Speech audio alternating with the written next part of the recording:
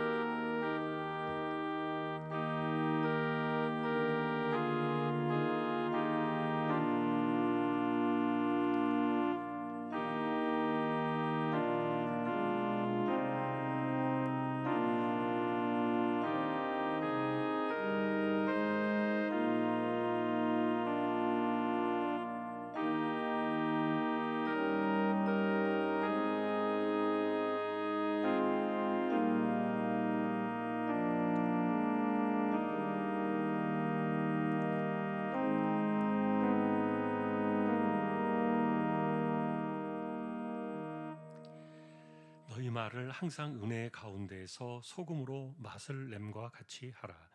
그리하면 각 사람에게 마땅히 대답할 것을 알리라. 예배의 시간을 주셔서 감사합니다. 하나님을 예배합니다. 성령께서 부족한 심령들을 붙들어 주시고 영과 진리로 예배케 하시고 하나님께서 예배를 통하여 영광을 받으시옵소서. 예배의 시종을 의탁합니다. 존귀하신 예수 그리스도의 이름으로 기도하옵나이다. 아멘. 354장입니다.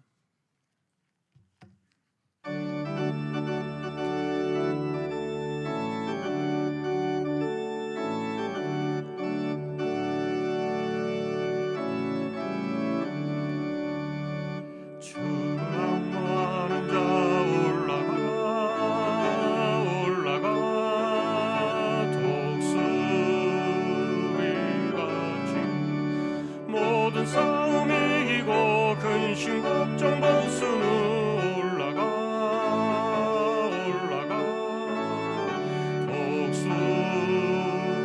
독수리같이 주 앙모하는 자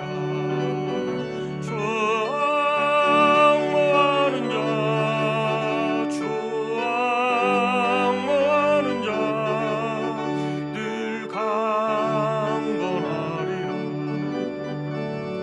주를 앙모하는 자 걸어가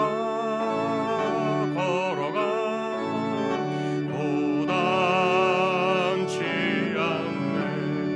길을 잃은 양떼를 두루 찾아다니며 걸어가 고단치 않네. 주 앙모하는 자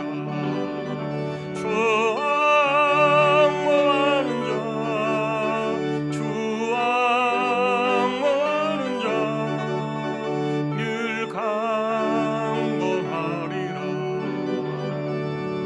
주를 앙모하는 자 달려가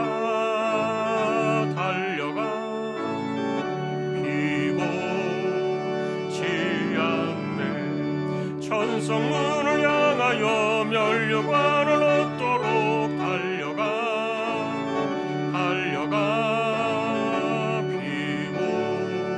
피곤치 않네.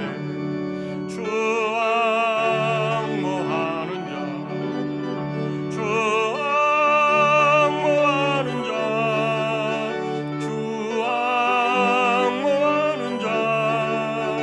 늘 강건하리라.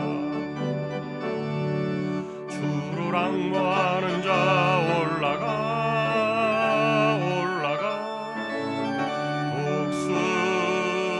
독수리같이 은혜 안에 뛰놀며 주의 영광 보리라. 올라가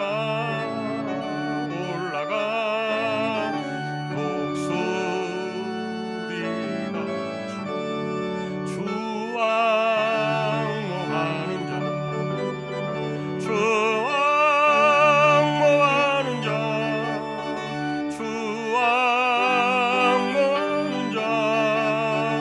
늘 강건하리라.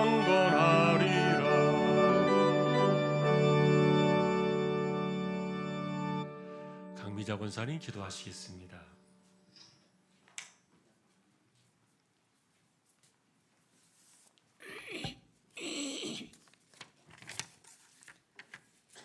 기도드리겠습니다. 살아계시는 하나님 아버지, 올 한 해도 앞서 인도하시는 주 하나님을 믿습니다.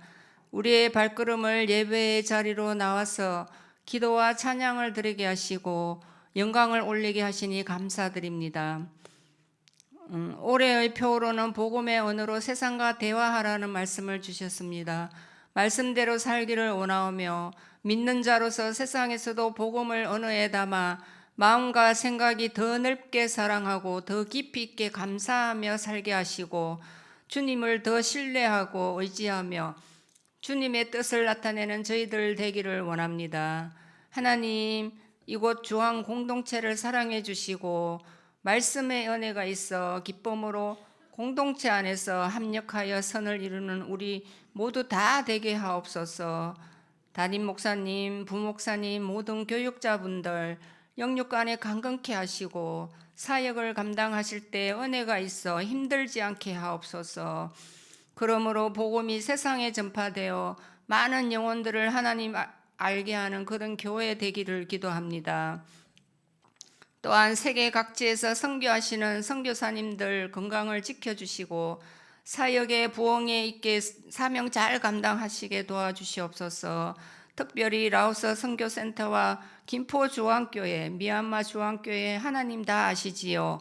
이 모든 사역에 필요한 환경과 여건을 주님께서 허락하시고 어려움 없도록 하나님 지켜주시옵소서. 주님, 질병으로 연약한 성도들, 경제적으로 어려운 지체들, 항암하시는 분들을 위하여 기도합니다. 그분들의 마음이 힘들지 않게 성령님께서 도우시고 소망으로 기도하며 회복하는 은혜를 주시옵소서. 주황 청소년 청년들에게도 학업의 지혜와 청년들의 진로의 길을 열어주시고 건실하게 성장해 갈 수 있게 도와주시고 노력도 열심히 하는 자녀들 다 되게 하시옵소서. 우리를 향하신 하나님의 사랑에 의지하며 늘 감사드리며 이 모든 말씀 예수님의 이름으로 기도드리옵나이다. 아멘.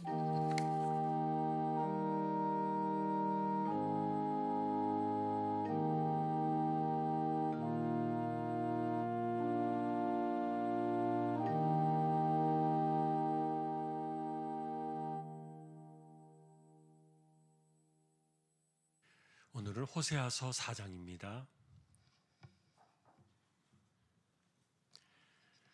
호세아 4장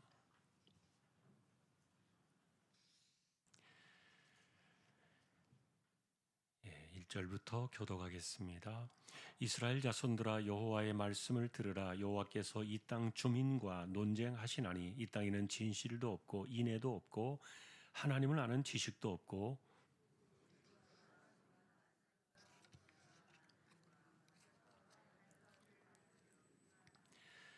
그러므로 이 땅이 슬퍼하며 거기 사는 자와 들짐승과 공중에 나는 새가 다 쇠잔할 것이요 바다의 고기도 없어지리라.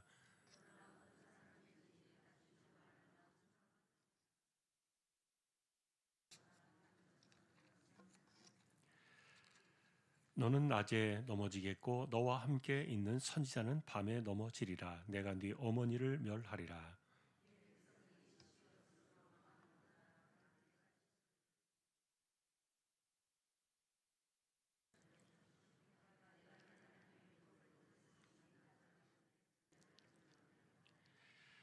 그들은 번성할수록 내게 범죄하니 내가 그들의 영화를 변하여 욕이 되게 하리라.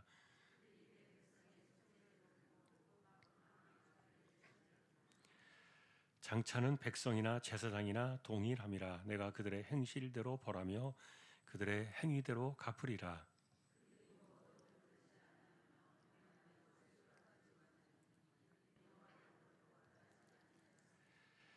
음행과 묵은 포도주와 새 포도주가 마음을 빼앗느니라.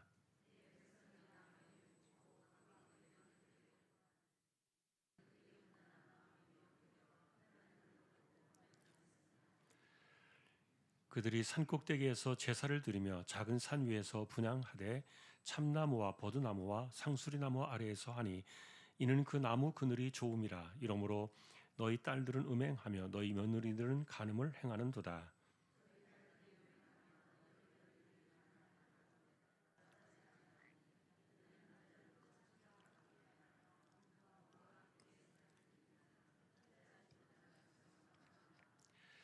이스라엘아 너는 음행하여도 유다는 죄를 범하지 못하게 할 것이라. 너희는 길갈로 가지 말며 베다웬으로 올라가지 말며 여호와의 사심을 두고 맹세하지 말지어다.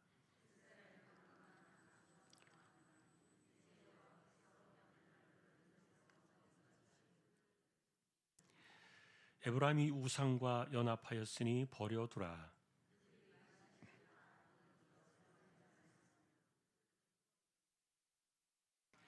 같이 보겠습니다. 바람이 그 날개로 그를 쌌나니 그들이 그 재물로 말미암아 부끄러운 일을 당하리라.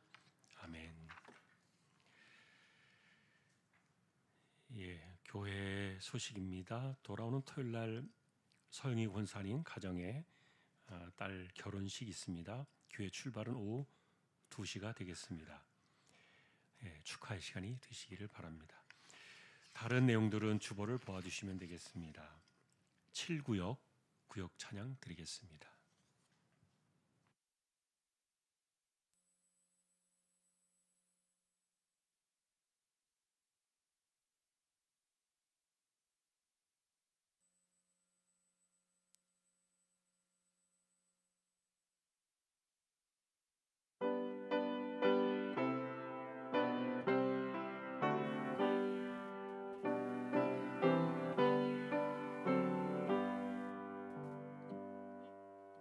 구주를 생각만 해도 이렇게 좋거든.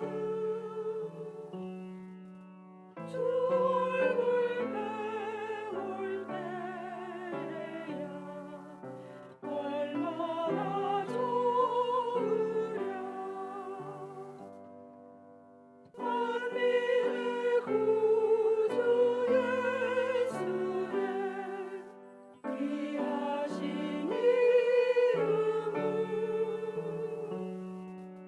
천지에 있는 이름 중 비할 데 없도다. 참 회개하는 자에게 소망이 되시고 구하고 찾는 자에게 기쁨이 되신다.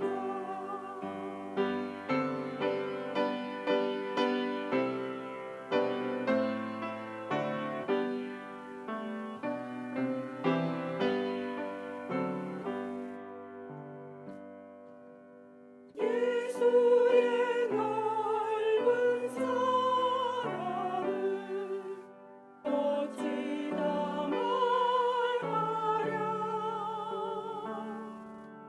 주 사랑하는 사람만 그 사랑 알도다. 사랑의 구주 예수여 내 기쁨 되시고 이제로부터 영원히 영광이 되소서.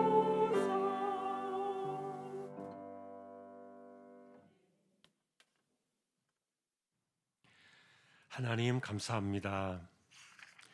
세워주신 7구역을 하나님께서 기억해 두시고 붙들어 두시고 올 한 해도 믿음으로 든든히 서가는 모두 되게 하여 주옵소서. 말씀 앞에 섭니다. 저희 모두를 말씀으로 붙들어 두십시오. 예수님의 이름으로 기도합니다. 아멘. 네, 호세아서를 저희가 보고 있습니다. 오늘 4장이 되겠는데 이 내용도 오늘 준비된 우리 PPT 자료를 좀 보면서 함께 보겠습니다. 4장에서의 핵심은 하나님의 논쟁입니다. 왜 하나님께서 백성들을 심판하셔야 되고 이스라엘을 왜 해체시켜야 되었는지 그런 것들을 하나님께서 말씀하시는데 결국은 이제 언약을 저버리고 언약을 깨뜨린 그것에 대한 마치 소송을 거는 것처럼 하나님의 논쟁이 4장에 이렇게 나와 있게 됩니다. 자, 그 내용을 좀 보시면 자, 중요한 것은 신앙이 붕괴되어질 때 4장에서의 하나님의 논증은 그런 것입니다. 사회가 붕괴된다. 물론 이제 이것이 오늘날 우리 사회에 그대로 적용해서 가져올 수 있을지는 모르겠어요. 그런데 이스라엘은 어쨌든 언약이라는 그리고 하나님의 율법과 말씀이라는 기본 틀이 있잖아요. 그런데 그 틀이 사실은 무너지니까 사회적인 붕괴가 이어서 나타나는 그런 현상들인데, 그러나 이제 우리나라의 경우를 예를 들어서 보면은 우리나라는 지금 얼마 전에 나온 데이터를 보니까 그래도 기독교 인구가 제일 많긴 하더라고요. 퍼센트가. 그리고 불교, 천주교 이렇게 이제 종교 인구가 그런데 한 가지 특이한 점은 보니까 51%가 무교다 이렇게 답을 냈더라고요. 그러니까 절반 이상이 우리나라는 나는 종교 없다, 무신론자다 이렇게 말하는 거고, 그 중에 이제 그것도 30대 미만, 10대, 20대로 내려가서 보면은 뭐 기독교 인구는 고사하고라도 종교 자체를 거부하는 퍼센트가 거의 한 70%에 육박하는. 그러니까 젊은 세대가 종교에 얽매이기를 싫어하는 거죠. 자, 그런 통계가 얼마 전에 이제 나온 것을 보았습니다만, 기본적으로 그래서 우리나라는 기독교 국가는 아니에요. 종교에 자유가 있다 보니까 서로 종교를 우리가 공격하지 않고 공존하는 그 종교 다원하에 그런 국가 시스템을 갖고 있다 보니까 어느 하나가 이 사회를 지탱하지는 않겠죠. 예를 들면 성경이 이 대한민국을 지탱하는 것도 아니고 불경이 그렇다고 해서 국가를 지탱하는 것도 아니고, 그러다 보니까 나름대로의 기본적인 사회 원칙과 상식을 만들어가는 법이나 그리고 국민의 어떤 그 상식적인 그 관습 이런 것들이 사회를 지탱해 나가는데, 우리가 이것을 그대로 이렇게 가져와서 적용할 수는 없겠지만 비슷하게 보면은 어쨌든 어떤 나라든지 법이 있는데 법과 상식이 있는데 이런 것들이 무너지면은 그 사회가 무너진다. 이런 것들은 이제 우리가 적용의 관점으로 볼 수 있는 부분들이죠. 자, 그런데 이스라엘에게서는 어쨌든 신앙의 기본이 되는 법이 무너지고 있었던 거예요. 그 법은 율법이었고 하나님과의 언약이었죠. 그러니까 지금 위에 보시면은 결핍된 것들 이러는데 하나님께서 기뻐하시는 것은 하나도 없는 거예요. 진실함이 없다. 그리고 인애가 사라졌다. 신실함이 없다. 실제로 하나님께서 보실 때 하나님이 기뻐하실 만한 저런 것들이 막 무너져 가는 것이죠. 자, 그런데 이것을 이제 하나님께서는 4장에서 논증을 하실 때 이유를 딱 진단하시기를 너희가 하나님을 아는 지식이 없다는 거예요. 자, 그런데 여러분, 하나님을 아는 지식이 없다는 말은 우리가 어렵게 생각할 것이 아니라 단순하게 이런 상황 속에서 이런 때에 하나님의 뜻이 뭔가, 하나님이 원하시는 것이 뭔가 아주 단순하게 판단하고 묻는 하나님 중심의 어떤 삶이 없다는 것이죠.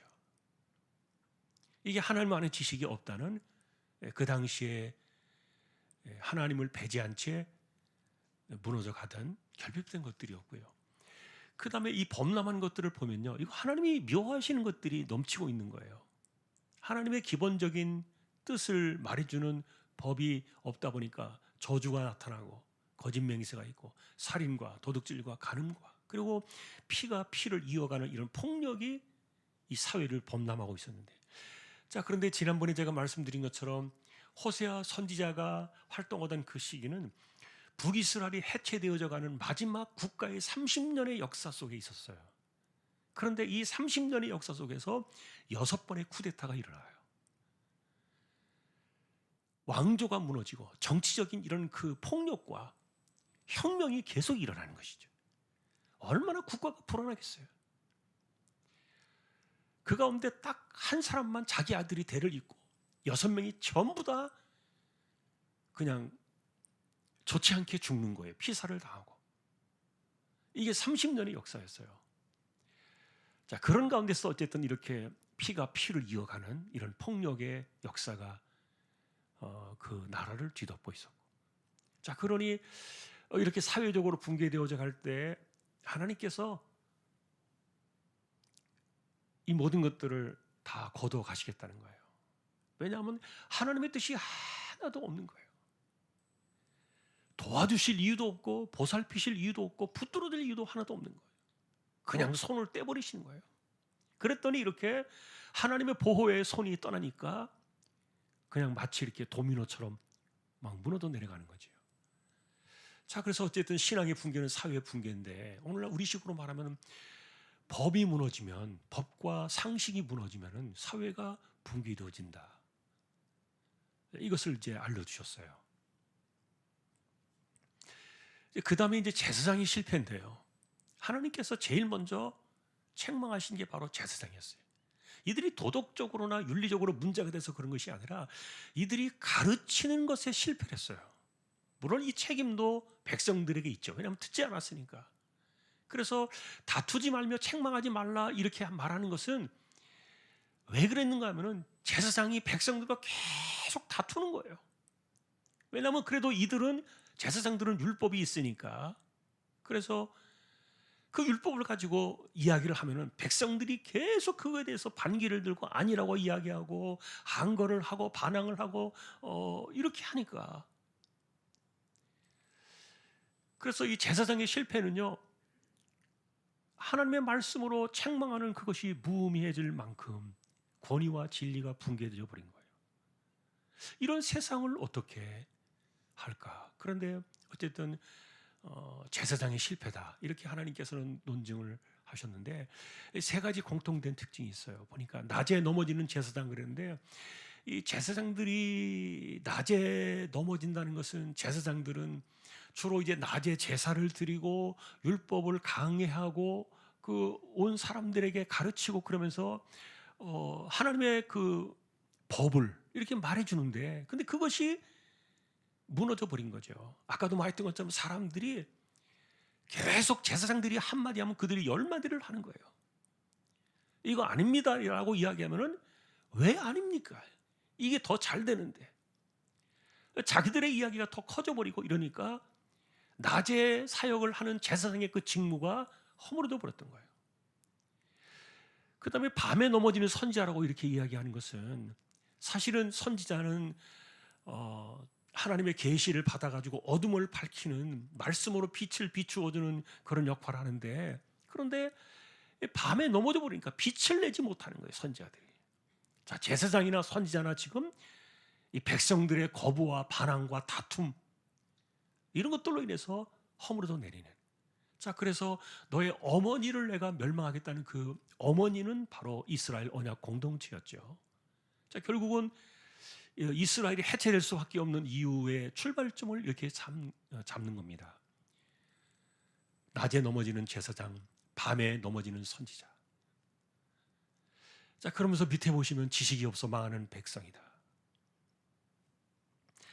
자, 하나님을 아는 지식을 버렸으니까 제사장 직분도 파기될 것이다.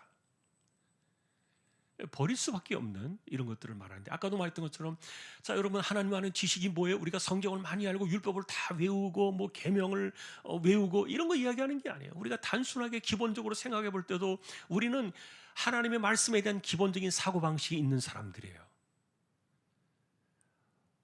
그리고 우리는 하나님께서 뭘 원하시는지 기본적으로 어떤 것들이 하나님의 뜻이고 방향인지를 알고 있는 사람들이에요. 그런데 이 원칙들이 소용이 없어져 버린 거예요. 하나님의 지식을 버렸다는 그 말은 이렇게 하나님께서 뭘 원하시는지, 하나님 뜻이 뭔지 이것에 대해서 자기들의 생각으로 다투고 반항하고 대적하면서 그러니까 하나님을 버렸다 이렇게 말한 겁니다. 자, 어쨌든 이것은 가르침과 대적 이런 것들로 인해서 무너져가는, 자, 그래서 하나님 말씀이 무시되어지고 하나님 말씀이 계속해서 반박을 받고 하나님 말씀이 도전을 받고 대항하는 이런 것들이 거세질수록 이렇게 무너져가는. 자, 여러분 우리가 이런 거 생각해 볼 때 어쨌든 하나님 말씀에 대해서 우리가 자꾸만 반기를 들으면 안 되겠죠. 뭔 말인지는 알겠습니다. 그러나 이게 아주 못된 버릇을 갖고 있거든요. 사람들의 습성 속에는. 무슨 말인지는 알겠습니다. 하지만 그러나 계속 우리가 그렇게 생각하면서 그 말씀을 거부하니까 이러니 그 넘어짐의 이 실패가 굳어져 가는 거죠. 좋지 않은 신앙 버릇이에요. 자, 그 다음에 보시면 이제 사실은 왜 그들이 죄를 증폭시켰느냐, 이 번성이 오히려 죄를 증폭시키는 아이러니를 낳았다는 거예요. 자, 여러분 성경에서 번영과 풍요는요 축복의 표지가 맞아요. 그리고 여러분 우리가 항상 성경에서 그렇게 말하잖아요. 내가 씨를 뿌리고 내가 수고해서 땀을 흘려서 일을 할지라도 열매를 내는 것은요 하나님이세요. 그러니까 내가 이만큼 씨를 뿌리고 이만큼 고생했고 이만큼 내가 약을 치고 뭐 이렇게 했으니까 뭐 하나님 당연히 그 대가로 이렇게 돌아오겠지 그렇게 생각할지 모르겠지만 절대로 그렇지 않아요. 하여간 수고는 사람이 할지라도 열매는 하나님이 주시는데, 자, 그래서 이 열매를 먹는 게 번영이고 풍요 아닙니까? 이거 하나님이 주시는 복이에요. 자, 그런데 우리는 이 호세아서를 통해서 그거를 보았죠. 이거를 갖다가 하나님 주신 게 아니라 우리가 재수가 좋았어, 운이 좋았어, 지금 시대가 좋아서 그래. 그리고 저 사람이 너무 정치를 잘해, 여로보암 2세가 너무 정치를 잘해가지고 우리가 너무 풍요를 얻은 거야. 모든 것을 하나님이 빼버린 상태에서 이것을 막 돌려버린 거죠. 그리고는 심지어는 이런 것들이 바알이 우리에게 준 풍요야. 그러니까 이거 뭐 하나님께서 인정하실 수가 없죠. 자, 그래서 이제 두 번째 진단하시는 게 그거예요. 하나님이 없는 성장은 죄를 확장시키는 구조를 가졌다는 거예요. 자, 우리는 그래서 부자가 되기를 원하고 잘 먹고 잘 살기를 원하고 풍요롭기를 원하는 게 이게 죄가 아니에요. 돈 많은 게 죄가 아니에요. 문제는 그 안에서 하나님이 없는 거예요. 그러다 보니까 그 풍요로움은 하나님이 없는 곳에서 죄를 확장시킬 수밖에 없는, 이스라엘이 지금 저런 상태로 떨어지고 있었던 거죠. 자, 아이러니한 것은 세 번째, 왜곡된 속죄제인데, 사실 이것이 속죄제가 죄를 사하기 위해서 짐승을 하나님께 드리는 거잖아요. 피값을 드리는 거잖아요. 자, 그런데 저 속죄죄는 많으면 많을수록 어쨌든 성전에 재물은 많아지는 거예요. 그 재물이 많아지면은 돈이 많아진다는 얘기죠. 속죄제가 원래 돈을 많이 불리기 위해서 만들어진 제사가 아니거든요. 저게 인간의 죄를 깨닫게 하고 죄를 대속받고 하나님께 나오게 하는 제사로 쓰여진 건데, 그런데 죄가 많아지니까, 죄가 더 이렇게 막 증폭되어지니까 속죄제는 많아지는 거예요. 이게 아이러니한 거예요. 제사는 굉장히 많아졌어요. 그러니까 사람들이 볼 때는요, 이 신앙이 막 부흥된 것 같고 막 그 예배가 막 살아나는 것 같고 막 이렇게 보이는데, 그런데 그게 사람들이 한편으로는, 예를 들면 이런 거 아세요? 내가 하나님을 제대로 뭐 섬기고 신앙생활 제대로 못했지만 예배 참여해서 내가 이만큼 헌금했잖아. 그걸로 마음의 위로를 얻는 거죠. 그러면서 내가 이렇게 했으니까, 이만큼 했으니까 그래도 나는 이 정도는 한 거야. 그러니까 문제가 많은 사람들이 그런 마음을 달래기 위해서 하나님께 와서 마치 속죄제 같은 이런 헌금 봉투를 더 많이 내밀고,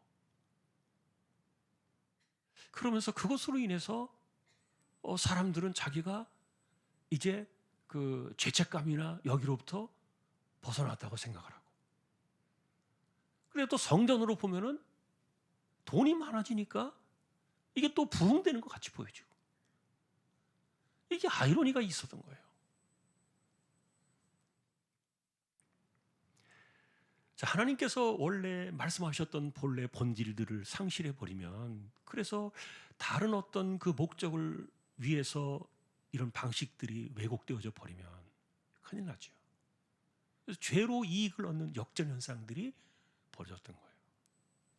자, 그러니까 하나님께서 너희는 먹어도 배부르지 않을 것이다. 이 말은 뭐예요? 여러분, 부자들은요, 부자들이 많이 먹습니까? 가난한 사람들이 많이 먹습니까?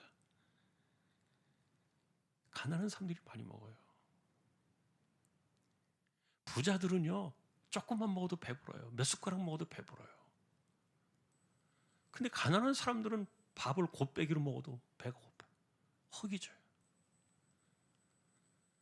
이건 공통된 우리의 인간의 본질이에요. 옛날에 그래서 못 살고 못 먹을 때는요, 지금 같은 이런 공깃밥 주면요, 굶어 죽어요.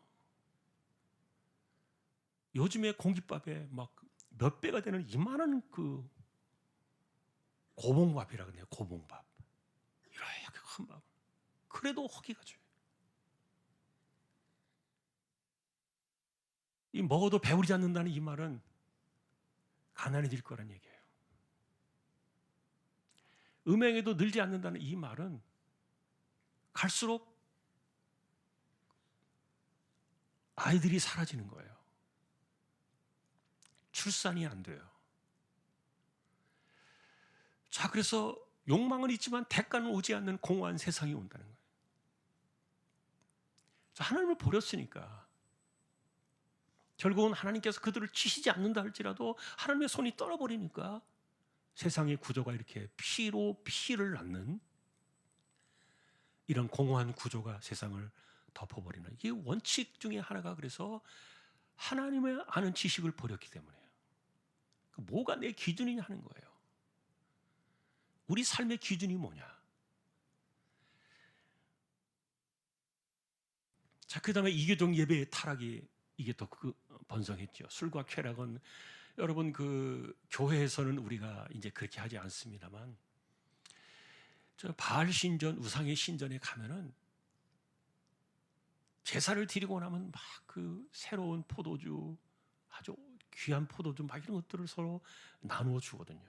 그리고 그 바알 신전에는 꼭 반드시 거기에 그 여사제들, 창기들이 있었단 말이에요. 그러니까 그런 것 때문에 신전을 찾아갔던 거예요. 자, 그런데 이것은 신전의 문제만이 아니라 이 산꼭대기에 물론 제단 이런 것들도 다 이게 바알 신전, 우상들이 섬기던 산당 같은 산당 이런 것들이 만들어진 건데, 자, 그런데 또 하나의 특징 중은 그 백성들의 삶 속에 나무와 막대기가 있었다 그래요. 이게 뭐냐면 점을 치고요, 그 다음에 운을 가능해 보고, 그 다음에 우리가 뭘 어떻게 할까를, 이런 것들을 가지고 점술 신탁을 하는 그런 행위예요. 뭐 예를 들면 뭐 주사위를 던진다든지, 저들이 했던 그 과거의 역사를 좀 찾아보니까 어떤 뭔가를 써놓은 막대기를 세워놓고 이게 막대기가 넘어지는 방향으로, 이게 신의 뜻이라 그래도 그걸 따라가는 거예요. 그리고 막 뭔가를 써놓은 그 막대기들을 쭉 던져가지고 그게 막대기가 어느 방향으로 가느냐, 거기서 뭐가 더 많이 나오느냐, 이런 걸 가지고 이게 신의 뜻이라는 거예요. 이게 나무와 막대기를 가지고 점을 치고 그렇게 했던 부분들인데, 자, 우리가 사실은 예를 들어서 뭐 점을 보고, 그 다음에 뭐 별을 가지고, 별자리를 가지고 뭘 따지고, 뭐 아니면은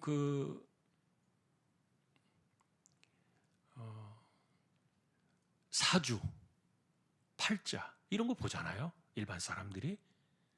그런데 이런 것들이 그 사람들이 왜 이게 신뢰가 있다고 말하는가 하면 어느 정도 통계예요. 그게.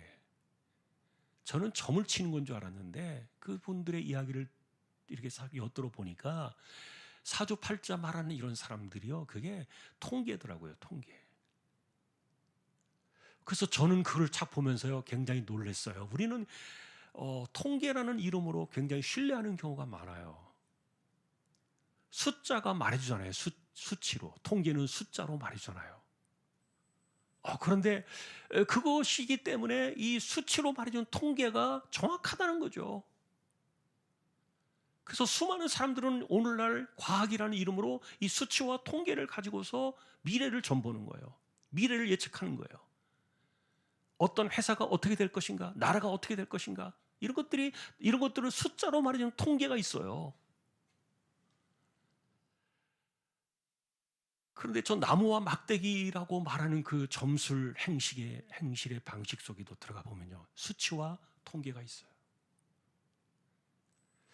저것도 미신이었구나. 우리는 일반적으로 통계를 믿지 않습니까? 통계가 이렇다 그러면 통계를 신뢰하잖아요. 그런데 그 통계가 정확하진 않아요. 그렇다는 참조사항은 될 수 있을지 몰라도 그게 반드시 그렇게 되는 것은 아니니까.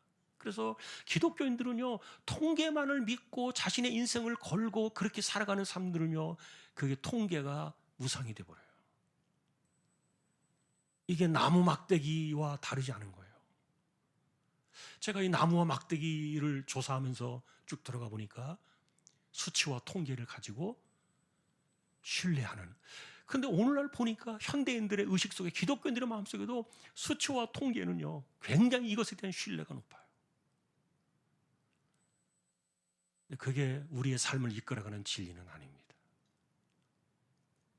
자, 이런 것들이 하나님을 배제시켜버리는 다른 쪽으로 우리의 삶을 이끌어가는 보이지 않는 그런 그 흔적들인데, 자, 그래서 어쨌든 하나님을 깨닫지 못하면 백성은 망할 수밖에 없다.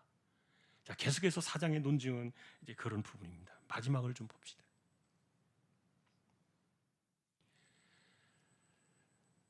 자, 그들이 심판을 받을 수밖에 없는 경고음이 울려 퍼졌던 것은 첫째는 그들의 완강함이었어요. 그런데 이스라엘의 완강함을 그 당시 하나님께서는 암소, 이렇게 완강한 암소로 비유를 했어요. 왜 숫소가 아니냐? 일반적으로 숫소가 더 완강한데, 그런데 완강한 암소는, 그러니까 보통 암소는 그 당시에 상징적입니다만 풍요와 다산을 상징하는 그런 개념으로 이 암소를 이야기했는데, 그런데 풍요롭고 그다음에 번성하고 모든 것들이 부족함이 없으니까 다 거부해 버리는 거예요, 그냥. 자, 그래서 아까 제사장들하고 막 다투었다 그랬잖아요. 하나님 말씀이라고 아무리 그래도 소용이 없는 거예요. 그게 오늘 우리 시대에 무슨 소용이 있느냐? 우리가 살아가는 이런 세상에서 그게 무슨 의미가 있느냐? 하나님 말씀을 놓고서 계속 대적하니까. 자, 그래서 하나님이 포기하신다. 그들을 버려두시겠다. 자, 그러면서 이제 유다를 향해서는 너희는 그러지 마라. 이스라엘의 타락이 전염되지 않았으면 좋겠다. 이렇게 해서 이제 오늘 4장이 끝나는데요. 자, 오늘 우리가 이제 핵심은 한 번 더 4장의 내용을 정리해 보면 왜 하나님께서 이 세상을 내버리시는가? 그런데 이제 하나님께서 땅을 버리실 때 나타나는 특징들 가운데 하나가 사람만 그 입이 짧아지는 게 아니라, 이게 사람만 가난해지는 게 아니라 짐승들도 헐벗고요, 공중의 새들도 사라지고요, 그 다음에 바닷가의 물고기도 사라진다고 이렇게 이야기하신 것이 구절에 있어요. 오늘 여기 내용에는 안 나왔습니다만, 근데 저는요, 제가 그걸 보면서, 야, 하나님의 심판은 예를 들어서 땅이 소산을 내지 못한다는 것은 농부들이 어려움을 겪는다는 것이죠. 그런데 이 바닷가의 물고기들이 사라진다는 것은 어부들도 곤란을 겪는 거예요. 자기들의 수입원인 물고기들이 없어져 버리는 거예요. 야, 이게 하나님께서 그물을 던지면 무조건 다 걸려지는 게 아니구나. 그러니까 베드로가 2번이나 그런 경험을 했죠. 누가복음 1번에서 그 요한복음도 한 곳에서 밤새도록 갈릴리 바다에 그물을 던졌는데 한 마리도 잡지 못했던 것이 2번 나오잖아요. 근데 예수님께서 한 번 더 내려봐 그랬더니 찢어질 만큼 걸렸어요. 야, 이게 보이지 않는 물고기 자기 마음대로 헤엄쳐 다니는 것 같아도 이게 하나님께서 다 그것조차도 통제하시는구나. 저는 물고기가 사라진다는 이 구절을 보면서 섬뜩했어요. 거기는 그냥 다 언제든지 그물만 던지면 되는 줄 알았는데 그게 아니었더라고요. 어쨌든 핵심은 하나님 말씀을 가지고 자꾸 대적하지 말라는 거예요. 다투지 마라. 싸우지 마라. 분명히 말씀이 있고 들려지는데 그것에 대해서 무슨 말인지는 알겠다 그러나 계속 그런 거죠. 자, 이것이 붕괴가 오는 거예요. 신앙의 붕괴, 그 다음에 사회 붕괴 이렇게 되는데, 그런데 이상하게도 신앙의 붕괴가 찾아올수록 사람들은 더 많이 제사를 드려. 그래서 눈으로 볼 때는 교회가 막 부흥되는 것 같은 이런 아이러니한 현상들이 있지만, 그러나 하나님께서 보시는 것은 실제적인 그 삶의 모습을 딱 보는 거예요. 교회 안에서 사람들이 많이 모이고 돈이 많아지고 교회가 막 풍요로워지고 막 이런 것들을 주목하는 것이 아니라 그들이 밖에 나가서 어떻게 살고 있는가를 하나님께서 보셨던 거예요. 그러니까 교회 안에서 이렇게 막 보여지는 모습은 이거는 하나님께서 보실 때 판단하는 기본적인 기준이 아니었던 거예요. 그러니까 자기들의 죄악된 마음, 죄책감 이런 것들을 달래기 위해서 형식적으로는 막 예배당에 막 몰려들었으니까, 그리고 거기에다가 막 속죄제를 많이 드렸으니까, 그러니까 교회는 막 풍성한 것처럼 보이는데 밖에 나가서는 그들이 엉망이었던 거예요. 이런 그 아이러니, 이런 것들이 이제 사장의 핵심이었는데, 그래서 제사장이 무너지니까 제사장들이 잘못했다는 말이 아니라 그들의 메시지와 말씀이 계속 도전을 받고 그것을 저버리니까 제사장 무너지고 선지자 무너지고, 그러니까 땅이 황폐해 가고 나라가 무너져가는. 자, 우리 이런 것들을 보면서요, 어쨌든 기독교인들이 이 나라를 우리가 지탱한다고 생각된다면 우리는 하나님 앞에서 말씀으로 돌아가야 돼요. 항상 우리는 그것이 기본이 아닙니까? 하나님이 대한민국을 살려주신다면 누구를 보고 살려주실까요? 정치인들을 보고 이 나라를 살려주실까요? 다른 종교를 보고 하나님께서 이 나라를 지켜주실까요? 아니에요. 퍼센트가 몇 퍼센트지 간에 20%든 30%든 지금은 뭐 20% 조금 넘더라고요, 기독교 인구. 전체 우리가 5천만 명이면요, 20%라 그러면은 뭐 5천만이 좀 안 됩니다만, 지금 한 뭐 6, 700만, 700만, 800만 이렇게 기독교인 인구를 말하잖아요. 근데 그 가운데는 이단들이 많아요. 신천지만 해도 벌써 이만희가 몇 만입니까? 안상홍파 따라가는 그 이단들이 몇 만입니까? 진짜 기독교인들, 정통 기독교인들을 보면요, 숫자가 많이 줄었어요. 그래도 우리는 믿어요. 하나님께서 10명의 의인이 있으면 내가 이 성을 살리겠다 하셨으니까, 그 나라를 지탱하는 마지막 그 유일한 힘은 말씀을 붙잡고 하나님만 지식을 버리지 않는 그 백성들 때문에 그 나라가 유지가 되는 거예요. 우린 그것을 믿어야 돼요. 어쨌든 우리가 바로 서야, 내가 바로 서야 나라가 서고 집안이 무너지지 않고 사회가 유지가 되어진다. 오늘의 말씀을 한 번 더 기억하는 모두가 될 수 있기를 주님의 이름으로 축원합니다. 355장입니다.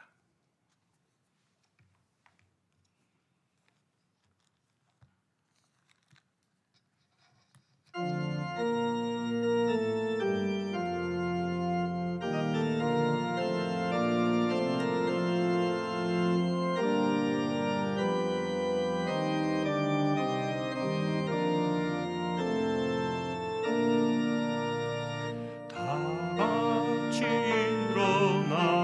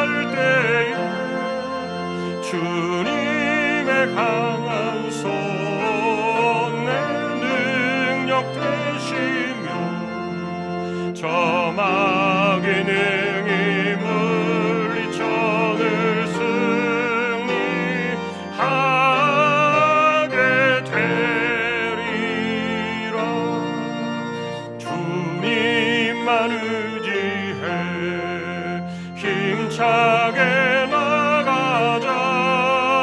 이 거룩한 싸움 꼭 끝이 나리니 저승리의 면류관을 내 주가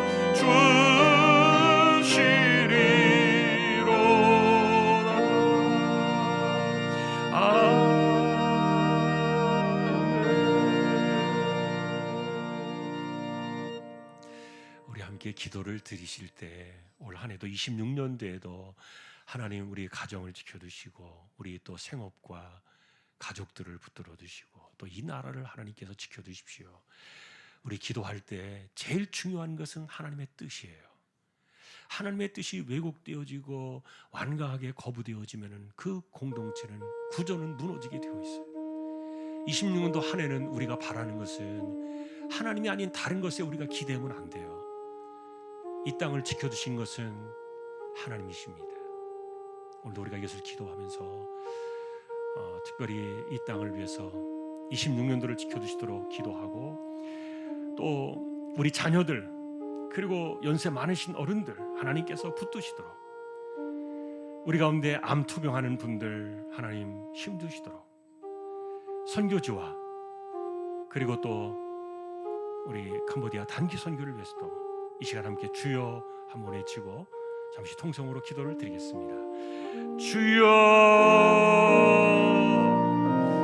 하나님 아버지 26년도를 주셨습니다. 다시 한번 우리가 이 한 해 시간을 바라보면서 우리가 어디에 서야 우리가 어떻게 해야 이 땅을 지키고 가정을 지키고 일터를 지키고 삶을 지켜내며 살아갈 수 있을 것인가를 분명히 하나님 앞에서 발견하고 깨닫고 알아가는 저희들 모두가 되게 하여 주옵소서. 하나님은 아는 지식이 없어서 내 백성이 망하는도다 탄식하셨던 하나님의 음성을 우리가 들으며 실제로 이 땅을 지켜내시고 가정을 붙드시고 우리의 생업을 지켜내시는 그 힘은 하나님부터 오는 것임을 기억하며 다른 어떤 것에 우리가 기대지 않게 하여 주시고 우리의 마음과 생각이 다른 것에 하나님을 배제한 채 우리가 그것을 신뢰하며 끌려가는 막대기로 미신을 점을 치며 살아가던 그 세상처럼 우리가 다른 것에 우리 인생을 빼앗기지 않도록 하나님 우리 모두를 지켜주시고 온전히 하나님의 뜻에 우리의 삶이 걸려있는 우리 모두가 되어서 그래서 하나님께서 10명의 의인을 통하여 한 도시를 하나님께서 붙드시겠다고 하셨던 것처럼 이 땅을 지켜내고 가족들을 지켜내며 교회를 붙들고 또한 이 사회와 이 나라 이 민족을 지탱해 나가는 거룩한 하나님의 자녀들 하나님의 백성들 되게 하여 주옵소서. 우리 가운데 특별히 어린 자녀들 하나님께서 인생의 길과 진로를 열어두시고 또 연세 많으신 분들 하나님께서 건강과 또 그 몸을 하나님 붙드셔서 예배당을 출입하며 하나님 예배하기에 부족함이 없도록 지켜두시고 쇠약해져가는 육신 속에 하나님께서 은혜의 힘을 올해도 더하여 주시기를 소망합니다. 병든 사람들을 지켜주시고 연약한 사람들을 기억하여 주시며 특별히 암으로 투병하여 수술을 받고 항암 치료를 받으며 힘겨운 시간을 지난 이들을 하나님께서 기억하시고 그들에게 힘을 주시고 은혜를 더하여 주시기를 소망합니다.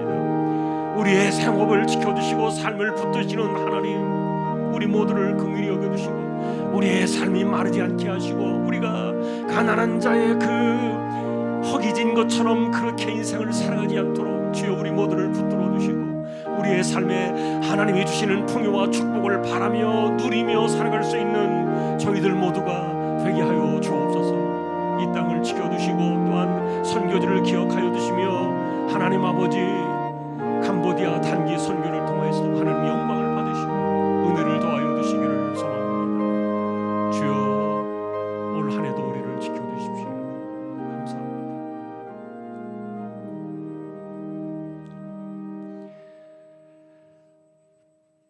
이재용 집사님, 최태경 청년, 신비한 집사님, 조인성 청년, 김한술 청년, 백경래 집사님, 조말순 집사님, 정정화 집사님, 연약한 이들과 암 수술을 하고 항암 주사를 맞으며 치료하는 이들 하나님께서 이들을 기억하여 주시고 특별히 연세 많아서 몸이 쇠약해져 가는 분들 돌아보아 주시기를 원합니다.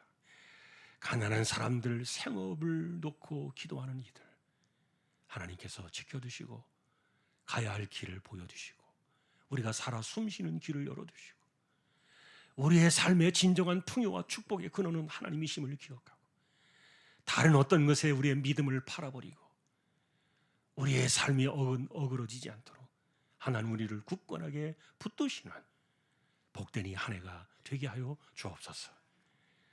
26년도를 우리 하나님께 의탁하오며 다시 오실 우리 주님 예수 그리스도의 은혜와 하나님 아버지의 사랑과 성령님의 감동, 위로, 인도, 교통 충만하심이 하나님을 아는 지식이 없어 내 백성이 망한다 하셨던 그 말씀을 기억하며 우리가 하나님을 아는 지식을 저버리지 않기를 소망하는 모든 심령들, 조항의 가족들 위해 이제로부터 영원까지 함께 있을지어다. 아멘.